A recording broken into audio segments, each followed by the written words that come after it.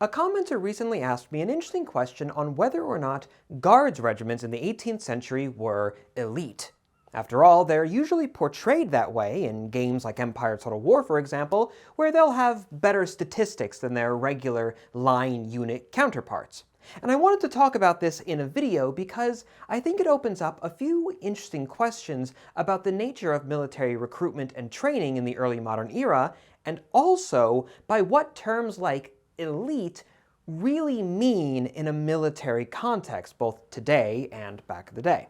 So nowadays, the term typically refers to any kind of a soldier or a unit that is exceptionally well trained and typically well experienced, and with some sort of recruitment structure that is more restrictive than the rest of the military. Now, it doesn't necessarily refer to special forces, although I think that most people would describe, Spec Ops, they are very elite, but just because you're elite doesn't mean you are special forces. In general, it's definitely an indicator of a group being superior in some way or another. They're a cut above the rest, if you will. Now, in the modern context, we usually see forces like the Royal Marines Commandos, the French Foreign Legion, maybe the USMC? I'm not too sure. I feel like that one depends a lot on who you ask. At least like in the civilian world, I think that the United States Marine Corps has like a bit of a higher reputation. They have a reputation of being higher on the totem pole than the regular US Army. Whether or not that they actually are like explicitly elite or not, I don't know. But you sort of get the idea of how these lines are typically drawn. Now another really good way actually to look at the question would be by comparing this elite extra wallet to any old run-of-the-mill bifold, which is just perfect, of course, considering how Exter has sponsored this video. You see, while the traditional bifold takes up, all sorts of space, it's very wide, it becomes bulky, well, the Exter is sleek, it's efficient, and it's capable, oh look at that, of storing up to 12 cards in a single slot along the top there, and it's deployed rapidly with the quick card access button. But of course, the Exter is also able to carry your ID, cash, if I had any cash, and as well the Exter Finder card so that you'll never lose your wallet again.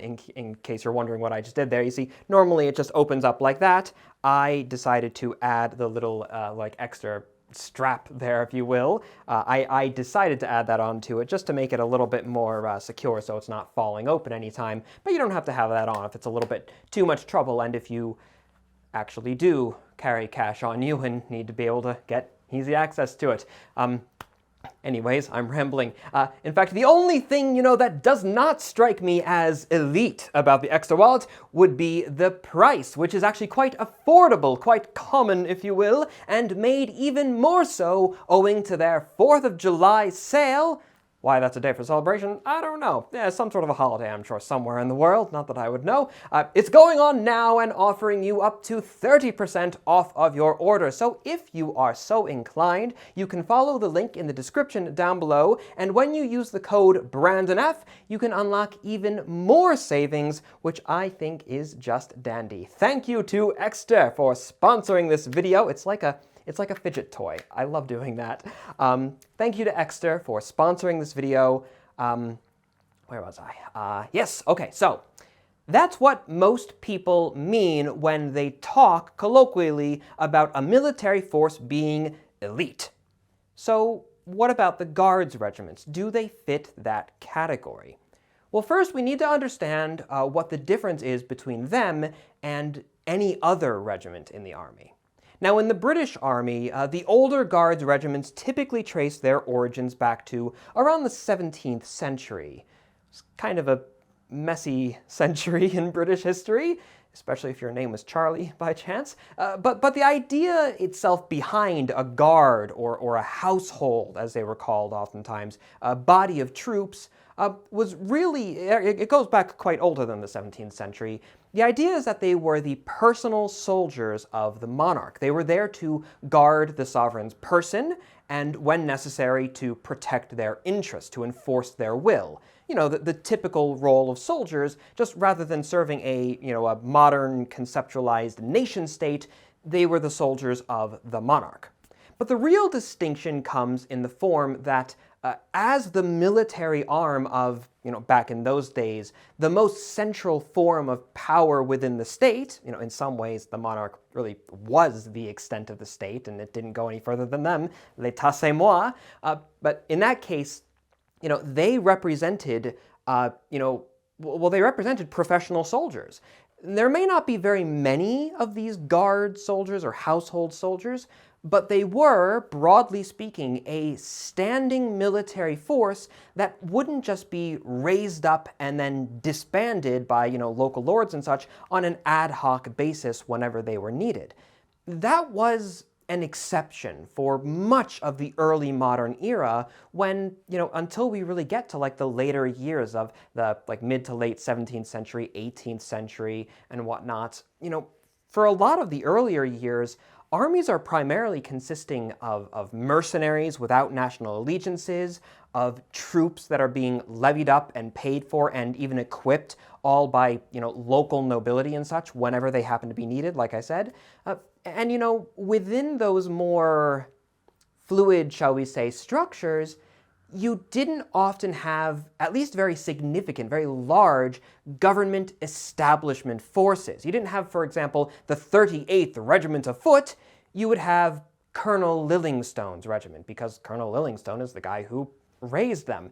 They're his troops that he is volunteering up for service based on his own allegiances. It's sort of like this weird time period, like the Renaissance up to the early modern era, where old feudal styles of government and military, organization and such are sort of running into more modern day professionalized systems and such. But the point is that, super early on, a lot of times these men weren't, full-time professional soldiers. They were not a permanently standing army. Although it's worth pointing out as well that there are going to be a lot of exceptions to that general rule. I'm talking very, very broadly here, but it's a very long period of time. And just because a local lord raised up some troops, for example, doesn't mean that, he could just do whatever he wanted with those troops. Colonel Lillingstone couldn't just decide, I'm gonna go and start a colony over in America. It doesn't work like that. And similarly, some countries did have standing armies. I should say, really all of them had to some extent, but some of them had much, much larger ones, like the French, for example. The French army is pretty much larger than everyone else's always. Again, the point is that when I'm talking about different kinds of regiments in their broadest possible sense, I'm talking about the very big picture, the basic idea behind Guards regiments. Anyways, point is that during a time period that, again, typically does not see a great emphasis on professional, centrally structured soldiering, these household troops were exactly that. And so, in that way, well, yes, you could absolutely refer to them as an elite kind of soldier. But that doesn't necessarily set the bar very high either. But all throughout the early modern era, this is slowly changing. As these states are growing more centralized, more wealthy, more militarized, they begin to establish and dramatically expand their national armies. Like I said, the French were experimenting with this very early on. The English start moving in that direction pretty firmly after their civil wars, new model army, all that stuff. The Spanish are putting together their tercios, which is a whole other, really interesting and complicated history, I'm sure. And as these standing armies are becoming larger and more professional, well, the Guards regiments, the ones who are still being tasked more or less with protecting the sovereign's person and interests, well, they're sort of shrinking in their significance to the military as a whole.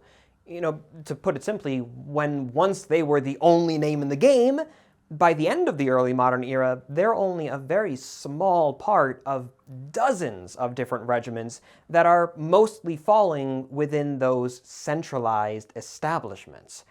And so, by the time we get to the 1750s, 1780s, 1810s and whatnot, Where does this leave them? Are the Guards regiments still elite by that time period? Well, in a strictly military sense, no, not really. In terms of their drill, for example, at least in the British Army, they're still using the exact same manual exercise as the rest of the troops are. They're governed under the same articles of war, and, practically speaking, they're equipped in pretty much the same way as well. They all have the same basic equipment, It's not like, oh, the Guards, they get the special kind of helmets. It doesn't work like that. Likewise, for the most part, 18th century armies weren't sending their recruits to any kind of, special boot camp depending on the roles they were going to take. Nor were there very many strict rules even about who could join the army to begin with, unless you're dealing with hyper-specialized roles like the artillery or even more specialist like the geographers or something like that. But for the most part, it was up to individual regiments to recruit their own soldiers as they saw fit. And then all of the training for those recruits, all of their preparation, all their outfitting and whatnot, that's going to be taking place at the regimental level. More often than not, it really only took the form that training did of continuous drilling and, of course, regular fatigue duty, which they'd be doing alongside the rest of the men, the veterans and whatnot anyways. A lot of the art of soldiering in that way, for a lot of the 18th century, it was a learn-on-the-job kind of situation for the most part. So, rather than having any kind of formal units where all of the best recruits or the most professional veteran soldiers, would be moved into. It's not like when a soldier joins up to the army as opposed to a regiment, some government official would look him over and be like, oh, you look really good. We're going to send you into training for the Guards because you're tall and you're strong. It didn't work like that. It was all just whatever recruits individual regiments could snatch up on their own. Sometimes they'd negotiate with each other and whatnot. Sometimes there'd be politics behind it all, but, there's no formalized structure, and there's no set of qualifications in that way to become a guard in all these different armies. Again, broadly speaking. The standards are going to vary from regiment to regiment, and over time, all depending on how well managed those regiments are internally. And in this way, which regiments were elite versus, normal or even subpar, it's going to be something that would vary over time based on that regiment's reputation, as well as, of course, the skills of its officers and NCOs, the opportunities that regiment is given, and all the rest. For example, one such regiment in the British Army during the American War of Independence, and later, in fact, continuing through the Napoleonic era, was the 33rd Regiment of Foot. They were incredibly highly regarded, so much so that they were referred to as the Patron, as in they were the guys whom every other regiment should pattern themselves after. They're the guys that you aspire to be in the military. But, they weren't guards. They weren't like a special designated unit. They were just a regular line regiment that was, for those years, managed particularly well, and they had a particularly good reputation as a result. So, in that way, well, yeah, the 33rd kind of war, they were elite, while not, formally actually being an elite unit, if that makes sense.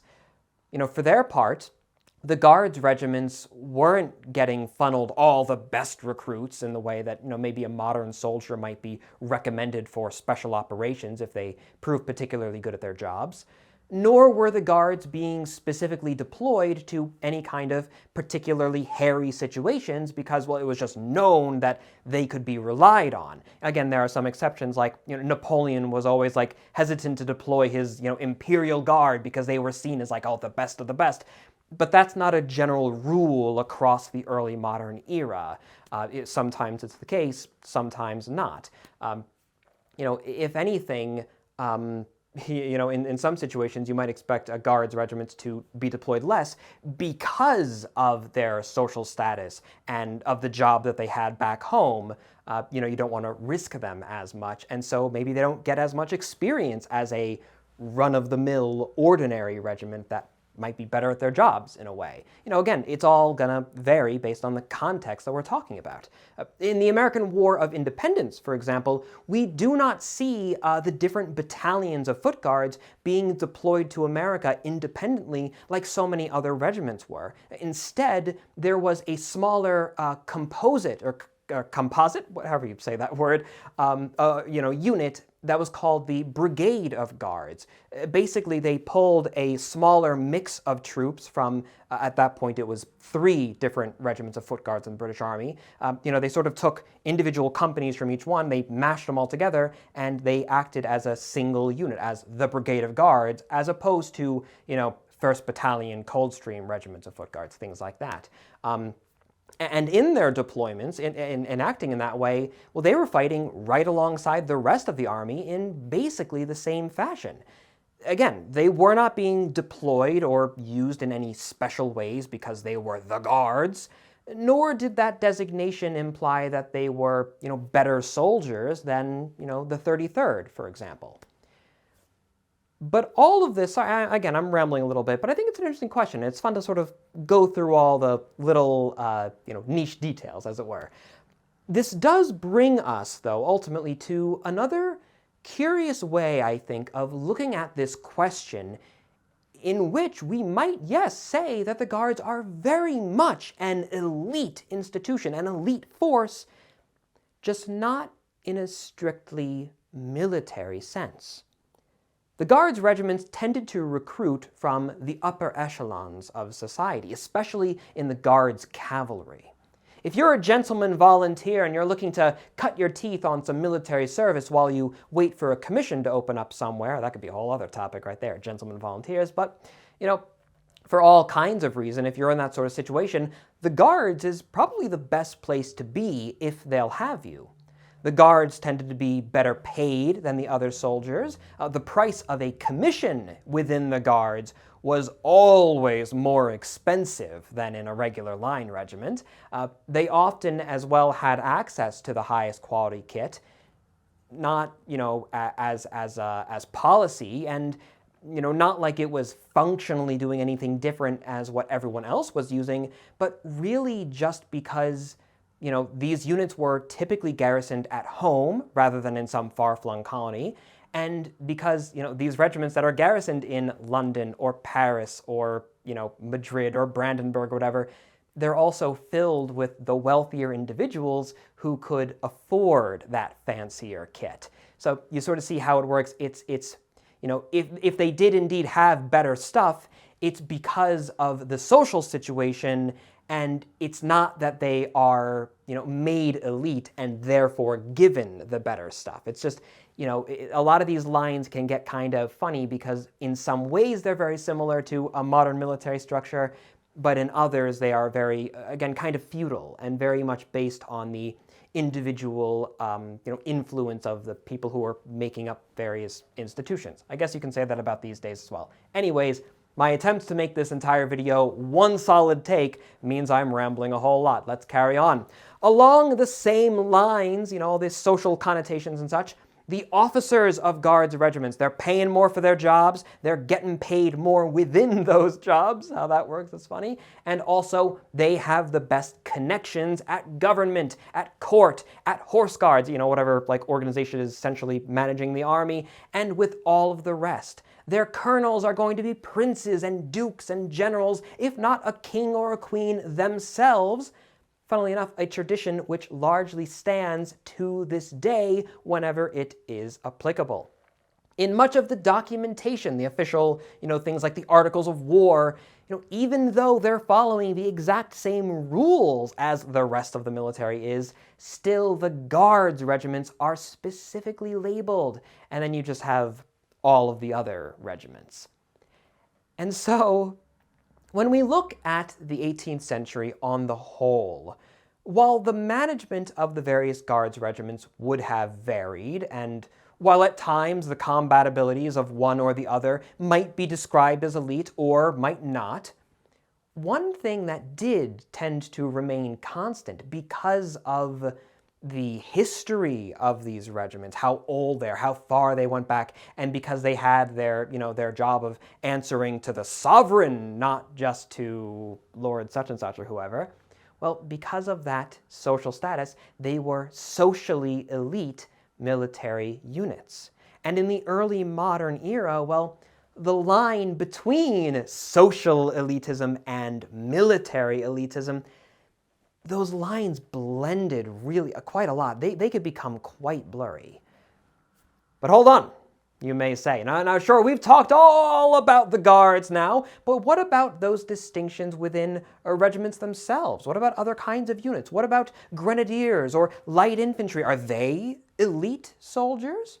What about things like riflemen, rangers, marines? Could we describe any of these kinds of units as 18th century special forces? And what about, again, like more specific cases like the 33rd? Were they really elite? Were they something different?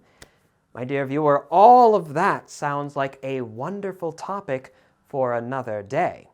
In the meanwhile, if you have enjoyed this video and you'd like to learn more, not only are my hundreds of other videos an amazing resource on early modern warfare, particularly British military history of the late 18th, early 19th centuries, but if you visit my website, nativeoak.org, well, you'll find a list of reading recommendations, as well as a free-to-use PDF library of primary sources. So if you want to read the Articles of War, or the Manual Exercise, or dozens of other documents from the 18th century about all of the nitty-gritty of this stuff, well, then you can do so there with just a click of your mouse. Like I said, it's all free. And of course, if that sounds interesting to you, well, then you would absolutely love the brand new book that I'm working on, the very first Native Oak publication, Something Like Philosophy. It's an anthology book where 8 different authors, including myself, have written articles on different subjects relating to the more terrible and tragic parts of military history, ranging from a massacre on the colonial American frontier, through the ravages of winter storms during the Crimean War, and ultimately the terror of operating a strategic bomber during the Second World War, with many others in between. Like I said, 8 articles. My own is about the New Orleans campaign of the War of 1812. It wasn't a fun time. And what's more is that I have decided for this project, which is quite literally, I'm going to be ordering my proof copies from the recording of this video, probably 2 days or so. What's more, though, is that until it is finished, I have decided to reopen another 100 pre-order slots before the official launch, which means that you now have another chance to secure your copy at a discounted rate and with free shipping. That's a pretty big one, depending on where you live.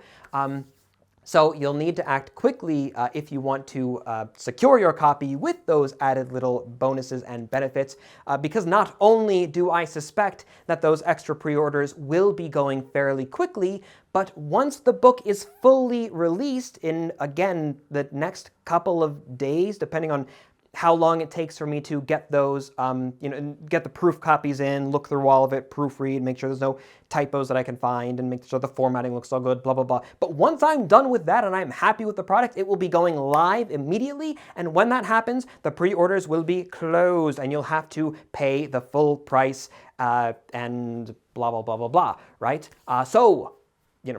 Go and take advantage of that. I'm genuinely very excited. I think that all the articles are, I'm not saying because I wrote one of them, but I think that all the other articles are amazing. But I'll ramble about all that to you a little bit later on during the official launch. I'll make a video for that. So with that, thank you all for watching, most particularly to those generous persons who support my work on Patreon, without whose support I would not be able to do what I do. And until the next time, my dear viewer, I am, and I shall remain, your most humble and obedient of servants.